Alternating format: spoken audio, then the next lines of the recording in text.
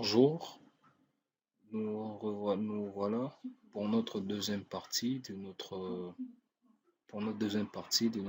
étude qui s'intitule Le dimensionnement d'un bâtiment R+5, c'est-à-dire rez-de-chaussée et 5 étages, d'usage habitation et notre structure est en béton armé. Voilà, de prime abord, nous tenons d'abord à présenter nos excuses parce que à la première séance, la première partie, on avait un problème de son. Le son n'était pas aussi. Il y avait une mauvaise qualité de son. Maintenant, là, c'est bon et nous espérons vous offrir une bonne séance pour cette deuxième partie.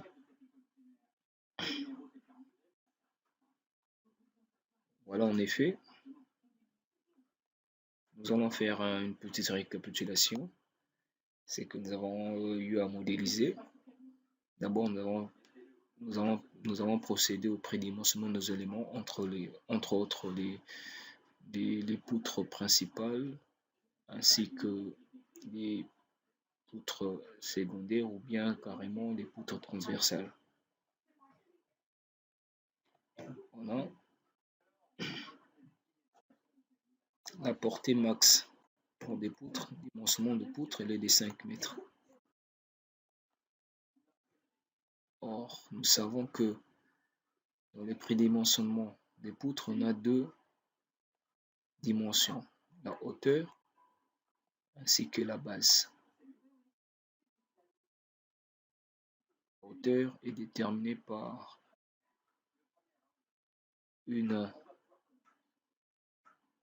la relation suivante, H est compris entre L sur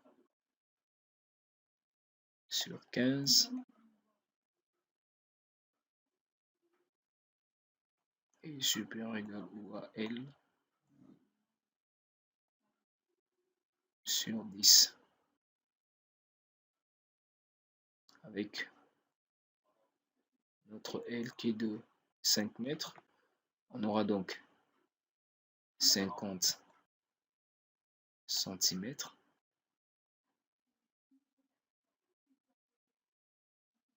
H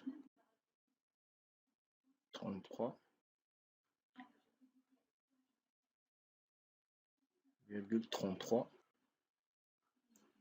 cm. On avait retenu comme valeur H pour notre cas 40 cm. Et pour la valeur de B est compris entre H sur 2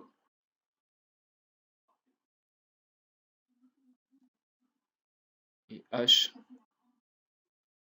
sur 5.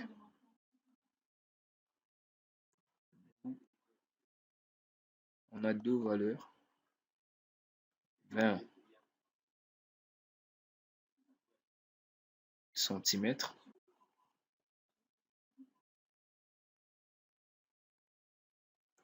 B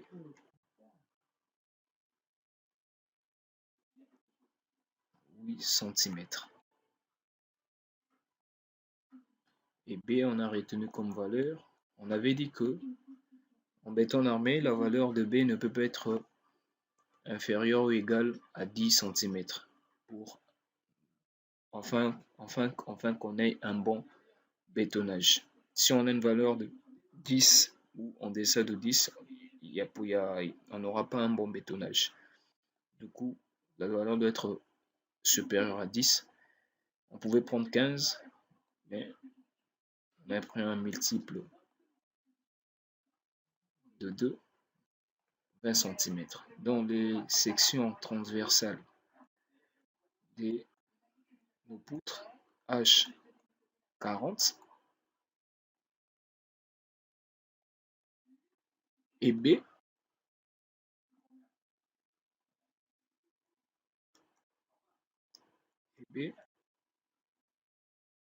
20 cm.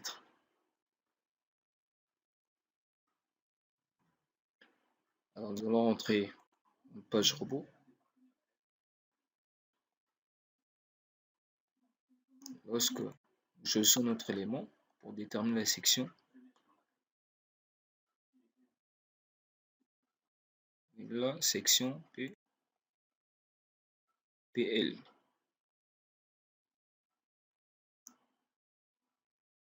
Voilà, B 20 cm, H 40 cm. Et c'est pareil pour... Et nous avons retenu pour les prédimensionnements de nos poteaux, nous avons retenu carrément les mêmes valeurs. Et puis après, nous allons vérifier ensuite, lorsque nous allons appliquer les charges et lancer des calculs, nous allons vérifier si ces sections vont convenir par rapport aux différentes sollicitations. Alors, nous, on a déjà fait.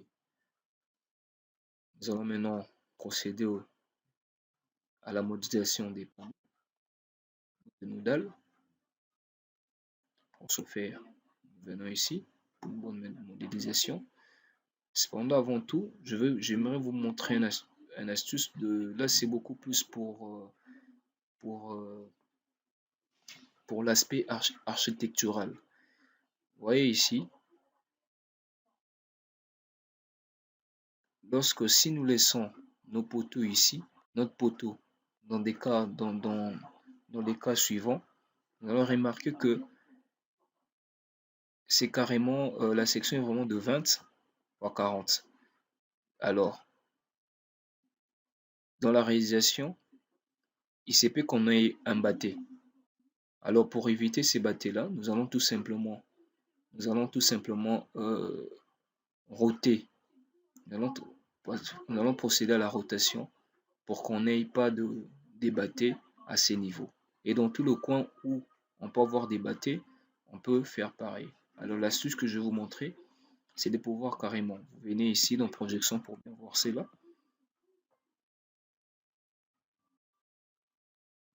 Vous voyez, ces bâtés là qu'on voit là, nous allons sélectionner les colonnes, partout il y a des bâtés. Ici c'est bon. Et ici, nous allons sélectionner nos deux poteaux. Nous venons ici, structure, caractéristiques, angle gamma. Nous allons l'orienter de 90 degrés. Nous allons le roter par de 90 degrés. Et nous appliquons. Nous fermons. Voilà. Nos poteaux sont bien orientés. On peut bien le voir ici en plan. Voilà, ces niveaux, on n'aura plus de bâtés. C'est bon. On peut maintenant continuer. Nous allons définir nos panneaux. Nos dalles. Sélectionnons.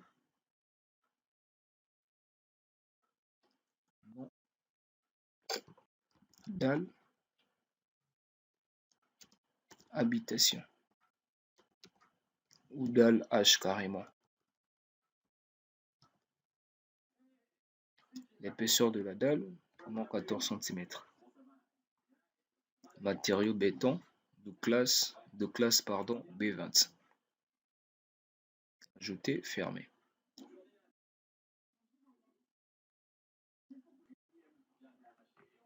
Voilà. Le type, nous laissons type coque. Choisissons le modèle de définition rectangle pour que ça aille un peu plus vite.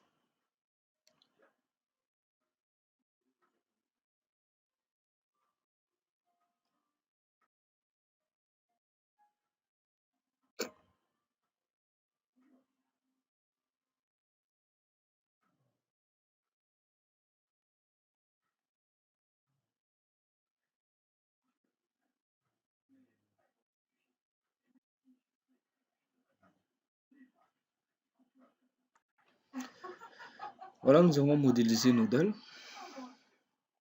Alors, l'astuce, le plus important ici, c'est de pouvoir bien définir nos dalles suivant nos sens. Nous avons deux sens. Nous avons le petit côté, nous avons deux côtés dans une dalle. Nous avons le petit côté et le grand côté. Le petit côté, c'est tout simplement le côté où là, il y a la dimension elle est plus inférieure qu'à l'autre. C'est-à-dire que dans le petit côté, on a une petite dimension et dans le grand côté, on a une grande une dimension plus grande ou bien plus supérieure. On a une dimension pardon, supérieure à celle du petit côté. Alors, pour ce faire, c'est le repère locaux de chaque élément qui nous permettra bien pouvoir le matérialiser ou le définir. Lorsque nous l'activons, nous voyons bien dans notre projet. Il faut l'activer toujours avec cette icône, repères locaux.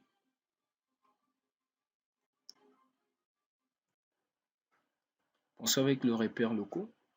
Alors, nous avons d'abord procédé aux cotations. Nous allons voir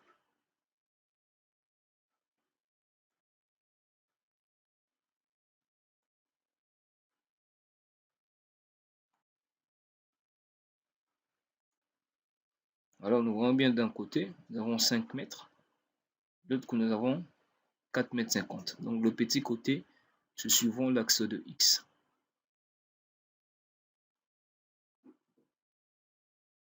Alors, le supprimer. Nous activons repères locaux.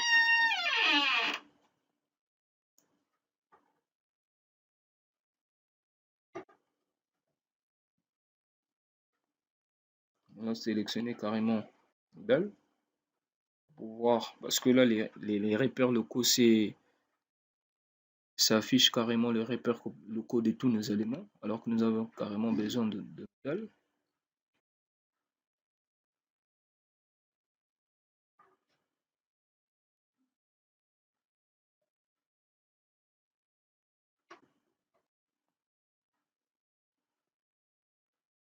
Voilà. Nous voyons bien avec nos locaux. Le bleu ici, c'est le sens des X. Celui-ci, c'est le sens des Y. Donc, normalement, pour nous, le petit côté, suivant le repère locaux, le petit côté, c'est de ce côté. Alors qu'en réalité, c'est de ce côté. Là où, voilà, là où normalement, après application des charges, on aura une forte sollicitation, c'est-à-dire avec nos moments, parce que une dalle, c'est un élément fléchi. Donc, il y aura une forte sollicitation de moment suivant, suivant l'axe de petit côté. Suivant le petit côté, pardon. Nous allons carrément l'orienter. Nous allons tout simplement changer d'orientation. Parce que le X est en bleu. Comment faire? On va sélectionner tous nos panneaux. Nous venons ici. Caractéristiques additionnelles. Donc, caractéristiques. Orientation repère local des panneaux. Orientation de l'axe X du repère local. Définir l'orientation de l'axe X. Définir l'orientation de l'axe X du repère local dans le repère. Nous cliquons, nous activons ici. Ici, nous allons tout simplement définir le vecteur. Le vecteur s'indique que non, le petit côté, c'est de là jusque là.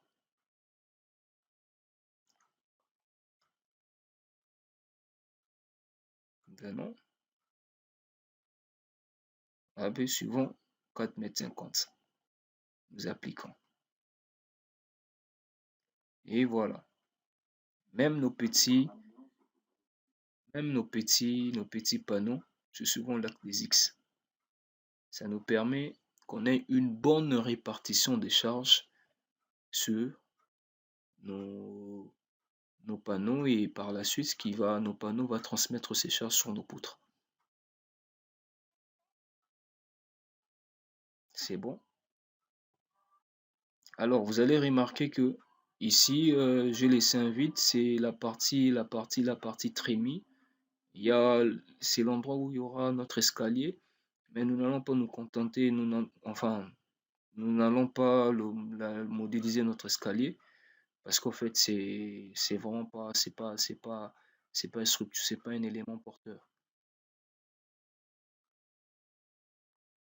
Voilà. À partir d'ici, à présent, nous allons maintenant dupliquer chaque niveau jusqu'à la hauteur voulue.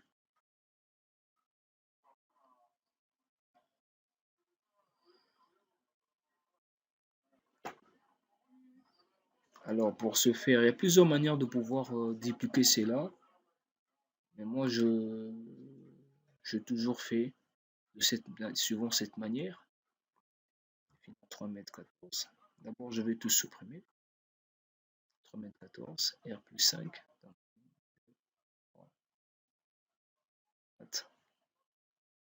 1. Donc 1, 2, 3, 4, 5, 6. 3,14 6 fois. Ajouter.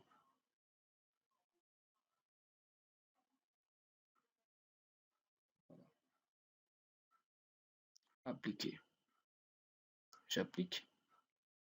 Puis je viens ici, étage 1, deuxième clic, le clic droit, copier le contenu de l'étage, au-dessus, nombre de répétitions,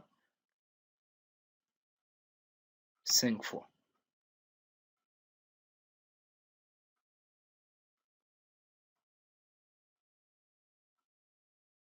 Et voilà.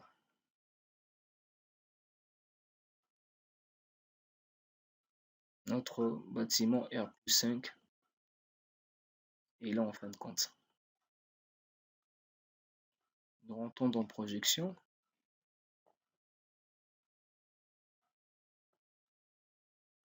À l'étage 6. Ici, nous allons ajouter un panneau parce que ça nous servira de dalle terrasse.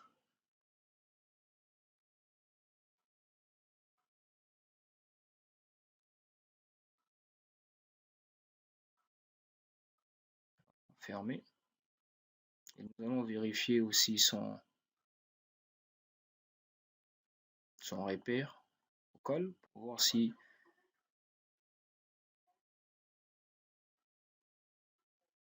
voilà, il faudra aussi changer cela parce que c'est pas bien orienté comme on l'a fait précédemment.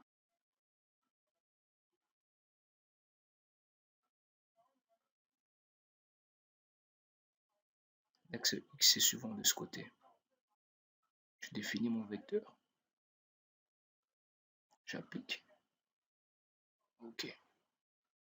Voilà. Et puis je ferme.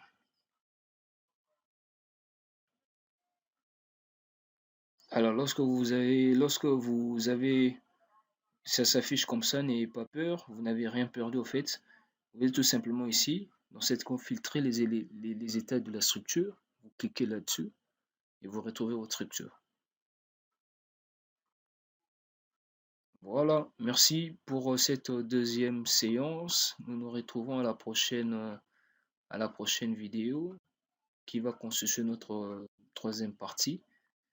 Et essentiellement, nous allons traiter le